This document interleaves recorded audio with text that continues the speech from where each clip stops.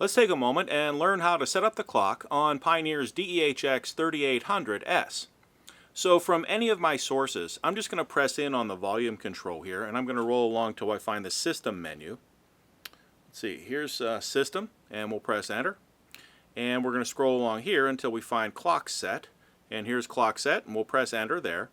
And I can just use the volume control to change the hours. And if you'll notice, as I scroll past 12, the hours change from AM to PM. So we'll just make this 3 and then press in on the volume control, and we'll make this 3:20 PM. There we go. And press Enter. And when you're done doing that, you can just press the back button.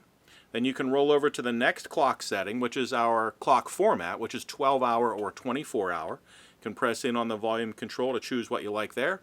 I like to keep that 12-hour clock.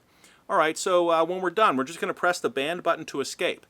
Now I don't see the clock on the screen, I still see the radio frequency. If I want to see the clock on the screen, press the display button until we see clock, and now we can see we have the clock on the screen. But there's another way to see the clock on the screen if you want to. Let's press in on the volume control, and we're going to scroll along till we find the System menu. And let's scroll along here until we find Info Display or Information Display. And we'll press Enter there. Right now my information display is turned off, and this is the display area right here, right underneath where it says off. And I can choose something here, a spectrum analyzer, a level meter, my source information right now is radio, or I can have the clock here display all the time. So for right now I'm going to set that as my information display, and I'm going to press the band button to escape. And now you see I have the clock shown over here and the clock shown over here. If we switch to a different source, we can still have the clock information shown on the source.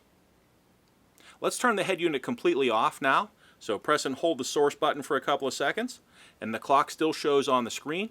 But if I want to make that go away completely, just press the display button, and all of the lighting for the head unit goes out.